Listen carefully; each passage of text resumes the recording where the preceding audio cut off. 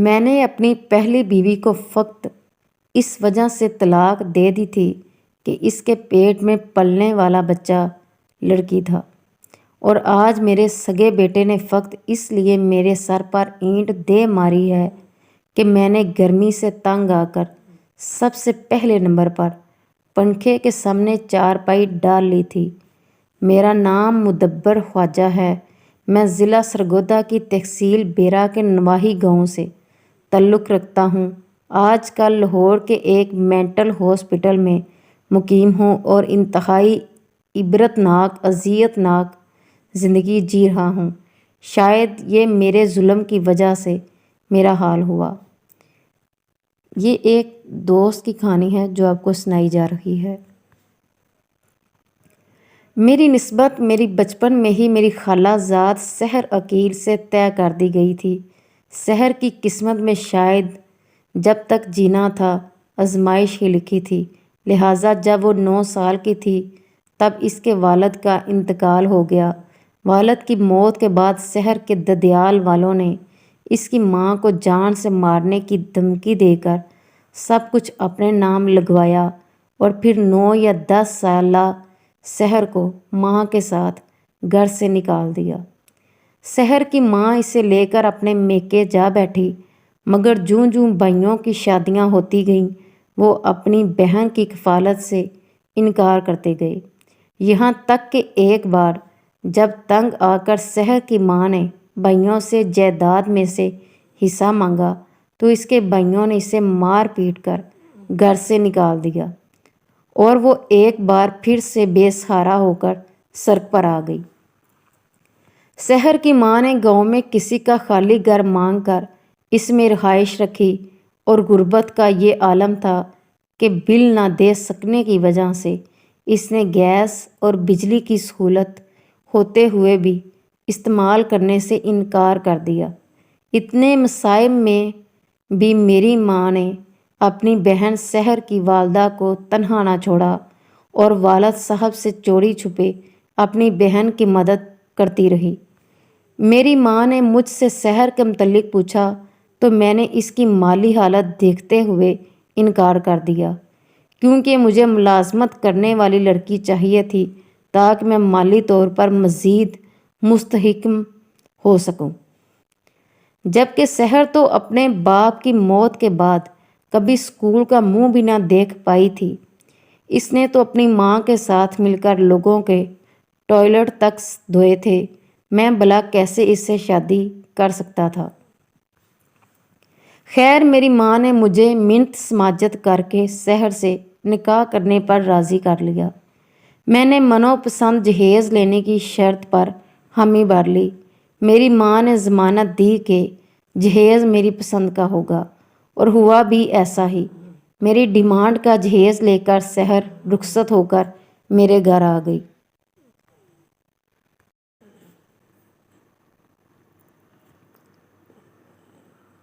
اور اس جہیز کے لیے اٹھائے گئے قرض کے بدلے میں اس کی ماں نے لوگوں کے گھروں میں کام کرتے کرتے چل بسی، مگر قرض ادا نہ ہوا۔ بعد ازاں کچھ لوگوں نے سحر کی ماں کی موت پر اس کو قرض معاف کر دیا اور باقی لوگوں کو اس نے میری اجازت سے گھر کا جہیز بیچ کر رقم ادا کر دی۔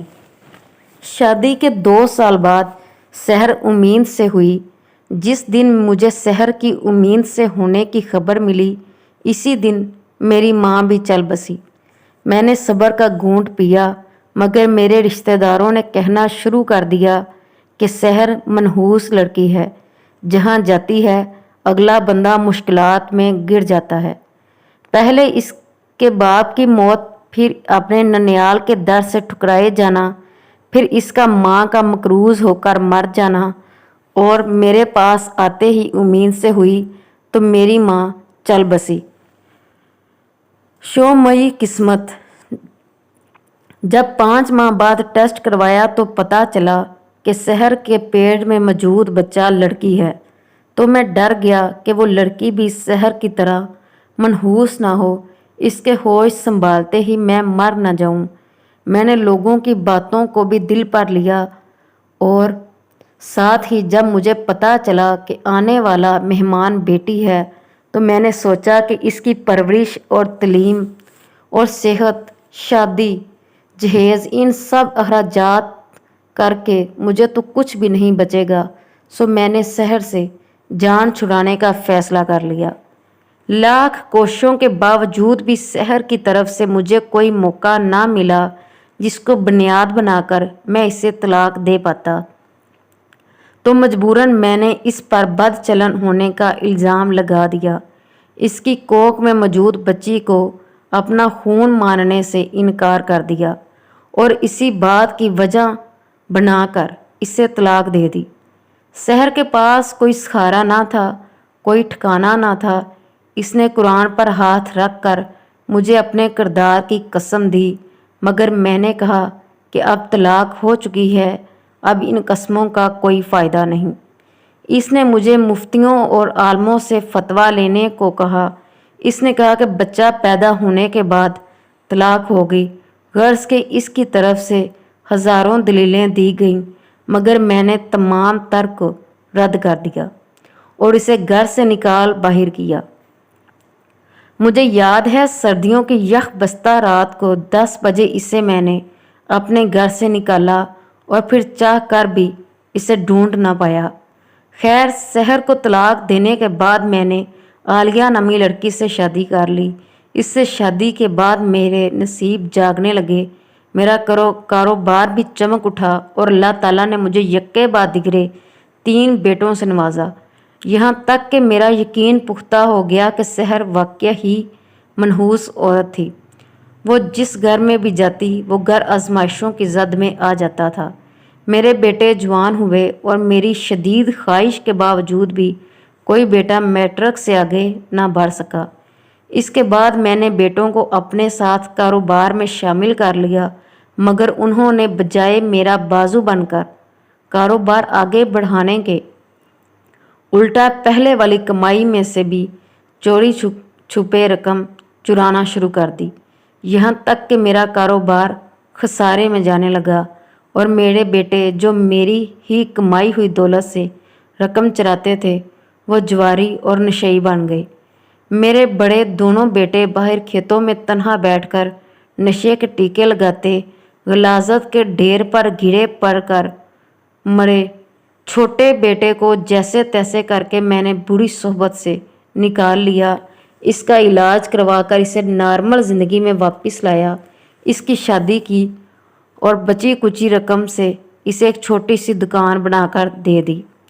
میرا بیٹا اس دکان سے رزق کما کر اپنے بیوی بچوں کے ساتھ اپنی بیوی کے میکے کا بھی پیٹ بھرتا، اپنے دوستوں عزیزوں کی دعوتیں بھی کرتا، مگر جب مجھے 3 وقت روٹی دینے کی باری آتی تو میری ذات اسے بوجھ لگنے لگتی۔ میرے قریب سے گزرتے ہوئے کہتا، پتہ نہیں یہ بڈھا کب مرے گا اور گھر کا خرچ کچھ کم ہوگا، جبکہ میری بہو مجھے ایسے روٹی ڈالتی جیسے گلی کے بیرونی دروازے کی دہلیز پر آئے کتے کے آگے روٹی ڈالی ہو۔ عمر زیادہ ہو جانے کی وجہ سے اگر کپڑوں پر کہیں غلاظت وغیرہ لگ جائے تو میری بہو میرے کپڑے دھونے سے انکار کر دیتی۔ اب تو اکثر اوقات میں اپنے کپڑے خود ہی دھو لیتا ہوں۔ گاؤں کے لوگ جو پہلے سحر کو منحوس کہتے تھے، آج وہی لوگ مجھے ظالم کہتے ہوئے اپنے بچوں کو عبرت دلانے کی خاطر میری کہانی سناتے۔ چند دن پہلے کی بات ہے، گرمی شدید تھی، میرا دل گھبرا رہا تھا۔ میں نے اپنی چارپائی فرشی پنکھے کے آگے ڈالی اور سو گیا۔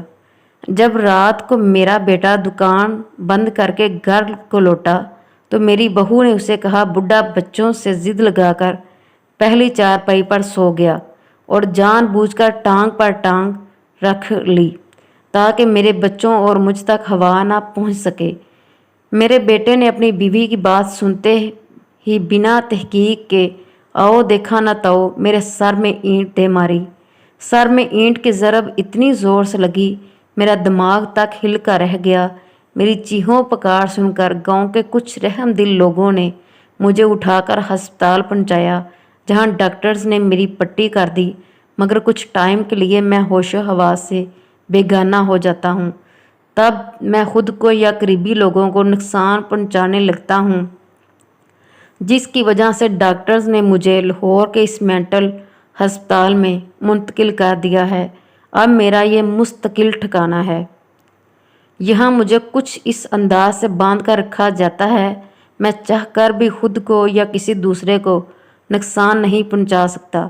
मैं जब होशो हवास में होता हूँ तो सोचता हूँ कि शायद अगर शहर और इसके पेट में मौजूद मेरी बच्ची मेरी ज़िंदगी में होती तो आज मैं इस मुकाम पर ना होता, मगर मैं लाख कोशिशों के बावजूद भी उसका सुराग ना लगा पाया।